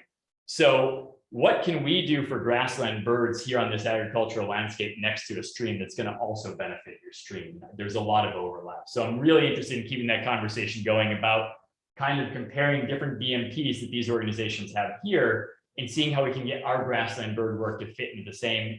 And what you're doing is going to be benefiting grassland birds at the same time. Next slide, please. I just want to acknowledge our funding. Of course, we have a very generous donation from the Bulgino Foundation, which has helped this first pilot year of this initiative take place. We got our partners, we got a coordinator hired, we've got all these different programs starting up. So we're pretty excited, just going around the corner into our second year. We have some money from Cornell that's going to be helping with that incentives program to modify the timing of haying, which is great. And then we've got some internal money we're applying for through the Smithsonian, and we're also hitting NIFWIF up for Central Appalachia Habitat Stewardship Program. And that's the program I was talking about complementing public lands and finding working landscapes that abut those national forests or national parks, where we can work together with these groups and have it be a win-win on both sides of that line. So we're really excited to see how that plays out. Next slide, please. So yeah, that's all I've got for you. My name is Justin Proctor. I'm up in Front Royal. I'm at SCBI, and my email is right there, proctorcj@si.edu. And super happy to keep the conversation going, and throughout the whole Rappahannock River region. We're really active more in the Headwaters area, but I think there, everything comes downstream. So we're trying to do some good work up there, and would be excited about collaborating with any of you. So thanks so much. Happy to take any questions. Thank you. Yeah. Any questions from the room? For that graphic you had with the green and the red and the orange zone, is that available on the Smithsonian? Absolutely. Yep. And I've got some hard copies over here. I've got hard copies of a bunch of stuff, and I'm gonna put it on the table here. There's also a great resource from PEC managing your landscape for birds, especially if you have a bigger working landscape. So I'll lay out a bunch of those so you guys can grab at them. But yes, those timing, the timing of the mowing is a huge one, because take, for example, you have your working landscapes where that's a little more complex to find a time with a producer where that's going to work well. But take, for example, the battlefields. They could be put at any time, right? So if they don't know about this, for example, if they just don't know that they're literally mowing over these really threatened grassland birds, why would they change, right? But if we can get this information to them and just be like, you need to maintain grasslands because it's a battlefield, right? That's great. Could we have you mow in March and August instead of April and May? And there you go. You just took thousands of acres right there with one conversation and had it work favorably for these nesting birds. So a lot of it's just getting the information out there and these critical nesting dates too. So yeah. Another question? I have a question. Yeah. So, you've had a lot of success with using birds as a reason for conservation, kind of finding like charismatic birds. Sure. What sort of species seem like that idea resonates with? Like, do people have favorite birds? Right. Related to- That's always a good question. I can tell you. my Yeah, favorite yeah. birds. All right, we're gonna go around the room. Everybody always has a favorite, and everybody always has a bird story. I've been working with birds for almost 20 years now, and everybody always, they're like, that damn blue jay up, that wakes me, and then you get the conversation going. That's what I like about birds is like, I wouldn't necessarily always start with the bird part when I come onto a landscape for the first time. Because, you know, if I just walk in, I'm like, hey, grassland birds, and they're like, I don't have time for this, right? And so you get the conversation going about something else that relates to it, the soil, the cattle, you know, whatever we have going. And then I tie it back into the birds somehow in some connection they have. And everyone has a connection with some bird that they like, right? And so then you pull that bird into the conversation and say, all right, well, what do we got to do to protect that? Because you've got them right here on your landscape. And so I would say in Virginia, you know, our iconic grassland birds are, of course, the bobwhite quail is a huge one, especially for the hunting demographic. Our eastern meadowlark's a big one. Bobolinks, even though we're at the very southern edge of their range, so farther north in the state, you have bobolinks, which are a really cool bird. Well, I'll say they've been coming to Powhatan State Park, so. Oh, It's, we need to talk about that. oh, yes. Cool. Cool. because Bobolinks I are a did- pretty good indicator that I put you're that. doing something well. Yeah, if they're there, that means you've got some big grasslands and things are going well. You know, the loggerhead shrike is a really cool bird that uses pasture land. That it's called the butcher bird. That's the one that will go grab a mouse or a big, like a praying mantis or something, and come back and impale it on barbed wire and then pull it apart on the barbed wire. So we see the remnants of where this bird's been by all these different impalements around the property. So loggerhead shrikes are a pretty cool bird. There's a lot of sparrows. I don't know if anybody's into sparrows. It's harder to get people excited about sparrows. So generally we lead in with these more charismatic birds, and then ideally they're umbrella species that are helping. Because they live at Lowe's. right inside Lowe's. I go in there to the lumber department. I'm like, this is awesome. But they're usually not the right bird. A lot of those are house sparrows as well and troublesome. But yeah, so it kind of depends where you are and what region. You know, as we get more into the coastal plain, people would probably be identifying more certain ducks out there and shorebirds and stuff. But in the interior, we've had good luck with bobwhite quail. American kestrels are a big one too, and they use our grasslands. One that I'm trying to get on everybody's radar are the chimney swifts. So if you're not familiar with chimney swifts, you want to really. Those are city birds. They're city birds. They're also country birds. And what's really cool is even though they're an aerial insectivore and their habitat is more the sky than anything, they use open grasslands a lot for feeding because these birds are aerial insectivores, and where do a lot of those insects hatch from? A lot of these fields, right? Also wetlands. So you see your swallows and your swifts are often swirling above wherever there's a good insect emergence. So our grasslands are super important for them too. So chimney swifts are a really awesome bird, and I could go into a whole nother talk on them. But if you haven't spent any time with chimney swifts, I encourage you to do so. It'll change your That's life. probably the closest we've got to a grassland bird here in the city. Yeah, They're downtown in the chimneys, they actually Yeah. pop out of the top like every night. yeah, they're amazing. They're amazing. And this time of year, because usually there's only one pair per chimney when they're nesting in a chimney, it's only one pair. But this time of year, when they've already fledged their young and they're still around here, they're staging for big migration. They actually go down to the Amazon. They go down to Brazil, which is really cool. And they're staging so they get these bigger flocks because it gets colder at night, so they all need to huddle for warmth. So they all start going to the same chimney at night. And sometimes you'll find hundreds, if not tens of thousands. And I have seen these chimneys like in Chicago, Raleigh, North Carolina, tens of thousands descending into one chimney at night. And they have these modified legs. They can't perch. It's not like a cardinal that can fly in and perch. They have a modified leg that can only grab vertically. That's why they use chimneys. They used to use old growth trees that were hollowed out like big old cypress trees, harder to find. So they pretty much, like barn swallows, have almost all shifted over to living inside barns. Chimney swifts have shifted almost all into human habitat. So We have a digital comment. Lucia Fernandez said, love chimney swifts. nice, We cool, got some followers out there. very They're cool, listening. love it. Oh yeah, awesome. I'm a big fan, and yeah, there's some cool work going on with those. And I'm up in Front Royal, and we just found a chimney the other day that has about 200 swifts going into it at night, and it's a private chimney. So I'm like, and that's the tough thing about chimney swifts. Do you say something or don't you? Because if you say something, people start noticing them for the first time, and they can be excited, but they can also be like, that's my chimney. I didn't know I had 200 birds in there every night, right? So the outreach for chimney swifts is a delicate one, but they're awesome birds. And so we focus on not only grassland obligate birds, the ones that are really in your grasslands, but the ones that are grassland facultative birds that are also using grasslands to feed, because that's just as important too. So it's a big suite of birds. You guys also have the common nighthawks down here, I'd imagine too, that fly up over the city at night, and those are also they're area insectivores, so they're benefiting from grasslands too. So there are some cool urban rural crossovers with some of these birds. Yeah. Do you work with power companies out for pylines and those areas? I don't personally, but I have friends who do. Yeah, you're talking about like power line strikes and things like that. Well, just grassland underneath. Oh, underneath. You know who does a lot of work with that is Clifton Institute, just out of Warrenton, does a lot of stuff. I know they do a lot with the plant communities in those power line areas. And I think they find like some of the most incredible plants you've ever like endemic, endangered plants in some of those that they can't find anywhere else, which is really cool. So we do work with Clifton. That's interesting. Using those is like, especially for like bobwhite or nesting, or we haven't dabbled in that. There's a possibility there could be a niche there for trying to, especially for quail, especially some of those wider power lines, where you've got 100, 200 feet cut across, could be big enough. That's interesting to think about. Burning, like it's hard to do burning maintenance with the power line. Right. Yeah. How do they usually manage those successionally? They come through and mow?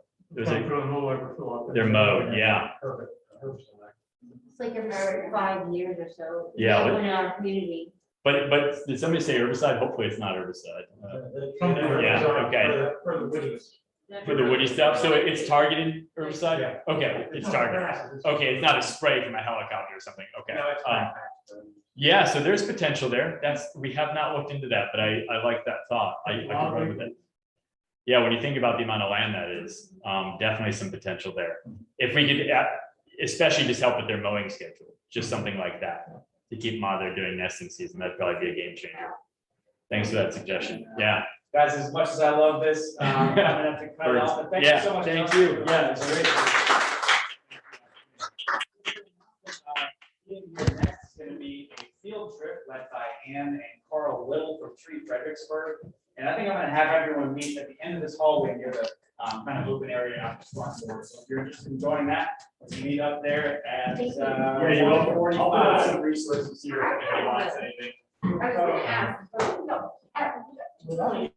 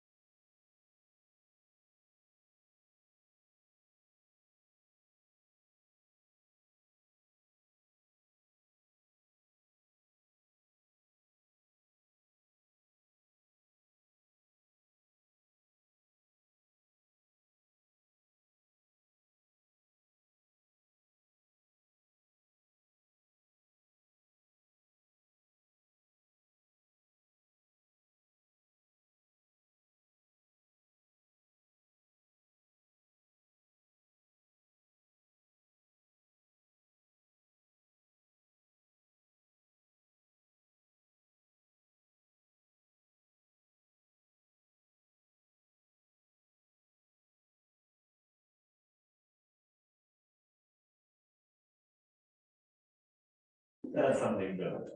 But it's like hanging up on a wall in the kitchen. All right, we're gonna go ahead and get started. This is the Dogwood Room. And today our presenters are Adam Lynch and Marisa Payne from Friends of the Rappahannock. And Adam is a river steward and Marisa is a GIS technician. So pass it over to you guys. Great. Thank you guys so much for coming to our presentation today. We are Friends of the Rappahannock presenting on the Lower Rappahannock Report Card. So this is a program that we've been having in the works for the last 3 years. And the Lower Rappahannock is just the latest iteration. Next slide.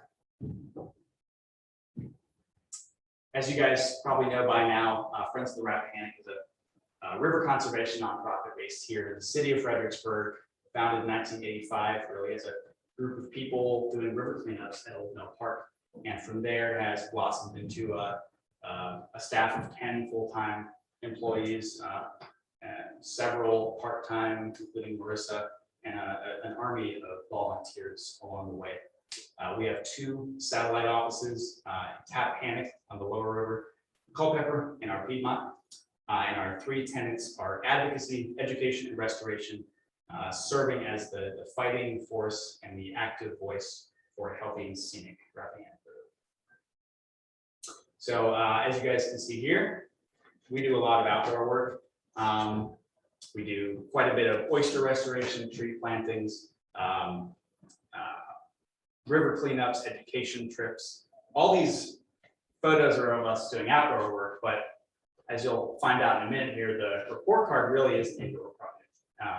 We're not out there in the field taking data samples or using volunteers so much. It's primarily us using the report card to bring to light a lot of good data that already exists and assembling it into a package that allows us to tell a full story about the health of the Rappahannock River and what is being done to make it healthier within certain key geographic areas of our watershed. Next slide. First, we want to acknowledge our funders for this project, including the Keith Campbell Foundation and the DEQ. The Lower Rappahannock was developed this summer, starting in May through now. And however, it does look back slightly at the preceding 4 years. So this report card, even though it's got 2021 stamped on it, really is an assembly of data from 2017 through 2020. More data gives us a more well-rounded picture of the status of the river during that time, while also giving us the opportunity to understand some of the trends that are happening. When we did our data analysis, we often look back at 10 years of data or more in order to sort of give ourselves a baseline of what's in the overall kind of the status quo of the river. And then we look back at the preceding couple of years to give ourselves an idea of where we're trending, whether that's better or worse or stable. And if you're interested in finding out more about the Rappahannock report card, this website link will take you right there. Next slide. So, very well. The study area that we're going to be looking at in the Lower Rappahannock report card is that tan zone, the lower part of our watershed. We have already completed report cards for the Middle Rappahannock, which is the area in blue around Fredericksburg, and the Upper Rappahannock was the area at the northern end of our watershed. The Rappahannock main stem is that Upper Rappahannock. And the last frontier is going to be the Rapidan, which is this area in orange here. And that's going to be hopefully completed this winter. The Lower Rappahannock report card looks at the 6 counties of our lower tidal region. And we're going to repeat this analysis on about a 4-year basis. Each of our report cards on a rolling 4-year basis. 4 report cards, 4 years lines up really well for us to continue this program and keep our finger on the pulse of the Rappahannock River's health. Next slide. So a few kind of big picture goals that we have had for our report card continue to have. First off, we want this document to be a measure and a record of the Rappahannock River using measurable and repeatable data indicators. So we purposefully chose data indicators that we knew we would be able to get data with for on a reliable basis. These are predominantly state data sets that the state is either mandated or routinely collect, because we wanted to make sure that we didn't have holes in our document moving forward. There were certain indicators we looked at that were maybe a one-time study, but we were worried, if we come back in 4 years to do this again, are we going to be able to get our hands on similar data set so we can make an accurate comparison? We were confident in that, so we decided to go with more kind of what we knew we could have repeatedly in the future. The output of this report card would help inform and create targeted recommendations for both everyday citizens and leaders to help improve the health of our watershed. So we purposely take sort of two-part approach because the report card informs how we communicate to the overall citizens using our social media and our education program, but also gives us a powerful tool to get in the room with leaders and stakeholders that could be able to help us influence policy in a way that really makes a meaningful impact on the Rappahannock River. Third is to inspire action. Really, you can't have a citizen force and leadership buy-in without legitimate grassroots support of your everyday citizens. So our hope is to use this report card to inspire people to action. Next slide. Okay, so when we were building the report card, we selected 18 watersheds up and down the lower portion of the Rappahannock River. We have some on the northern neck and the middle peninsula, and then some that are population centers and some that are completely rural. So there's a nice spread of land uses represented in there. And then between those 18 tributaries, we selected 16 indicators that we could use to compare the health consistently across the watersheds. And the 4 categories we use here, the first 3 are human health, stream ecology, and land use. And those are carried over from the first 2 report cards. And then we added a 4th category here, the estuary condition, to capture the unique characteristics of the tidal portion of the river. Next slide, please. Here is a more in-depth look at our indicators. So there's 4 in each of the 4 categories.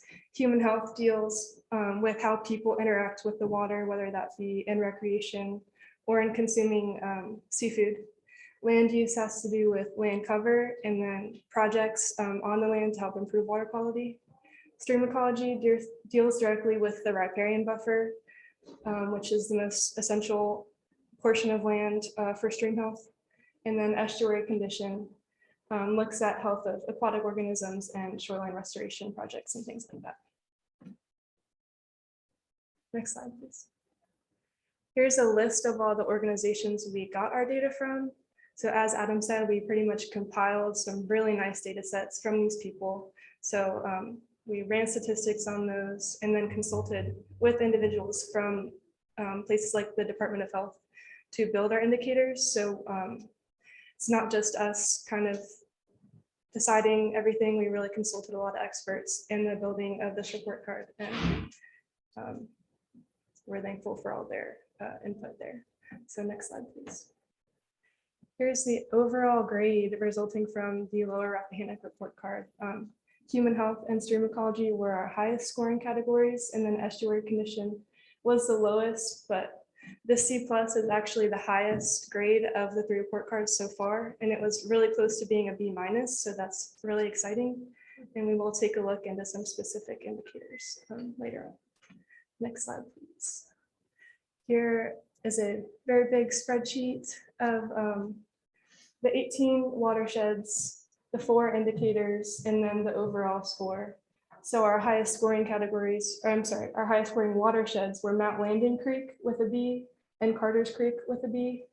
But overall, everything was pretty much in the average range. And so again, this is 4 indicators go into each of these. And then we work with grade point averages to get the final letter grades. And overall, it was 288 different data points for the 18 watersheds and 16 indicators. Which Carter's Creek is that? What county? That's in Middlesex County, or no, Lancaster County, excuse me. And actually, sorry to interrupt, but we didn't show the locations of these creeks, but they can be seen on this poster right here. Okay, next slide, please. So this is one of our indicators from the human health category. This is a unique one because we actually had to use two different indicators to tackle the portion of the river that can support oysters and the portion that can't. So above the 360 bridge at Rappahannock, we decided we would look at fish consumption specifically. So that's the percent of stream mileage that's impaired for for fish consumption. So the main issues that we see in the Rappahannock would be like mercury or PCBs in the fish tissues. So that's what we're working with above Rappahannock. And the only creek that had any issues there was Mount Landing, and they just had a tiny portion of fish consumption impaired stream. And then below the bridge at Rappahannock, we looked at the average fecal coliform score for the last 4 years. And so what that is the percentage of water samples that were below the fecal coliform threshold. So they're at a safe level for oyster consumption. And one interesting pattern that we noticed is higher up into the more freshwater portions of the river, the fecal coliform scores struggled a little bit. And then as you get towards the mouth, it's a pretty nice gradient where the scores improve.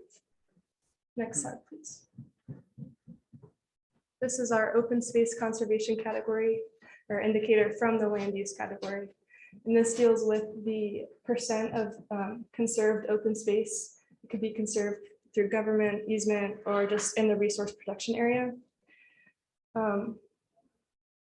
What's interesting is the really nice scores over here in Essex County. We think could be tied to the long history of conservation organizations in that county, and more recently the Essex County Conservation Alliance. So that's an interesting tie there. And then another one over in Minokan Bay, Lower Cat Point Creek, had a very high score, and that's where a lot of the Rappahannock River Valley National Wildlife Refuge is located. So that shows through in our scores here. Next slide, please. This would be the forest canopy cover. So this is the percent of forest cover in the riparian area, which is 300 feet from perennial streams and bodies of water. All the scores are really great in here. The lowest was a C, and that's average. So we're really happy with what we saw here, and would like to attribute some of the success to the Chesapeake Bay Act, making it difficult to deforest riparian areas. So that's cool to see. Next slide, please. So this is one of our estuary condition indicators, aquatic grasses. This one we looked at 2010 to 2019, so 10 years of data to get the baseline average for what we can expect any of these watersheds to produce in terms of SAV. And then we looked at the last 4 years to determine if that watershed was on an increasing or decreasing trend. Most of them are stable to increasing, so that's great. And then the gray ones you see here, there was no data for these watersheds ever having SAV in the past 10 years, so we could not establish a baseline to do statistics on. Next slide. Great. So thanks, Marisa. And at this point, I just want to say thank you. Marisa was really the main force behind the analysis that went into this report card. And I just want to acknowledge her contributions here. I could not have done this without her. So our next steps, now that we've at least completed the forward-facing part of our report card, we're going to continue fleshing out the full report and post it to riverfriends.org/graph report card. We're going to take it to the streets and actually I guess solicit other organizations in the lower part of our watershed that might be interested in learning about the results and how they can improve their report card grades. An example from the middle Rappahannock is we were here and actually got a meeting with an aide to Payne, along with some other stakeholders as part of that analysis. Goes back to getting in the room with those VIPs that can really make a difference. And then finally, in 2 to 4 years, probably 4 years was what we're looking at. We will repeat the same analysis, and that will give us an idea of where we're trending. And we'll be able to do some cool stuff like instead of having a map of just the grades, we could show a map of what is improving, whether the grades have gone up or down. So it gives us a chance to do some really cool second level analysis when we come back and do this thing again in 4 years. slide. All right, so that is all for our presentation. Thank you guys for attending. Here's our contact information in case you'd like to get in touch with us. Right, any questions? Marisa, what did you say about bacteria levels? So There was a slide that you said that's, what's the with bacteria levels, and I didn't hear what you said. Yeah, can you go back to the first slide with all the colored blobs on it? That one? Keep going back. no. Oh, is it? Hold on, Yeah, no, no. later. Oh, later, okay. It's Sorry, human. there's a lot of colored blobs. The human health. That one, right there. Is it this one or the one with it's the human something? I think it's the, Well, there's, we hit bacteria from a different, Oh, from two different angles, right? So go back to one slide before. I think it Fish had to do consumption. with the salinity. You were Yes. comparing it, E. coli to the salinity of the water. Right. Okay. There was one word she said, I That's didn't fine. understand it and couldn't hear it, so I was like, okay. Okay, so I'll go back over this one. So in these lower watersheds, we were looking at the average fecal coliform score. So there was a threshold, and whether the watershed samples were above or below that threshold determined whether they got 100 or 0. And then we looked at the average of that for the 4 years to get these scores. And then what did you say was already? I think that's the word I Just didn't hear. at, Yeah. she had said that as if you went higher into the river where there was more fresh water, you found more impairment. The samples right? seem to Below be- Rappahannock, you were, E. so coli as far as levels. the further you went towards the bay, the E. coli went lower. Yes, and we have, yeah. And that was Just a a pretty pattern. clear pattern. Yeah. You don't often see such clear kind of patterns in the report card. You kind of have to read the tea leaves. But this one was pretty straightforward. It's like within oyster country, which is from the 360 bridge down, the farther you get toward that salty water, the lower the E. coli levels are. So we thought that was pretty interesting. So is that from the tidal flow pushing it all up, or? That's the thing, that's not something we're really qualified to answer based on us just being kind of the data reporters. Right. But I would love to talk to a marine scientist about that topic and help us understand that more. I'm curious if you find that in other watersheds as well, like maybe there's just something about what can support the fecal coliform. Yeah. Having done these in the past, I have never seen a relationship like this. Usually the relationship we see is areas that are heavy in urban development and areas that are heavy in cattle farming are the two kind of hot spots normally. So this was kind of a new thing for us. So there is cattle farming there, right? Not a lot. Chicken? There is some, it's mostly row crops is the main So maybe agricultural. that's why there just isn't as many trees. I have a question from the chat window from April Peterson. Says, do you provide the results to municipalities and city governments? Any interesting actions taken by a community or success stories based off the report findings? Yes, absolutely. Great question, April. We have a couple of good examples of that. One of them, which is probably the most common thing I hear about the report card, is for our middle Rappahannock report card in 2018. We reported that Hazel Run at Allen Spring Park had unsafe levels of bacteria. And that really took off. A lot of people around the Fredericksburg area found out about that. And that's probably the most common thing that people bring up to me. And I hear it being quoted even at places like city council meetings by candidates saying, Hazel Run is in bad shape. There's something, we need to do something about this. I even just saw it yesterday with the Area 1 small area plan that the city planning office is writing right now, mentioning the myriad impairments that Hazel Run has that suffering from. So that's one example of that sort of taking off within the community, hopefully bearing fruit. All right, well, I think that is it. Thank you, Adam. Thank you, Marisa.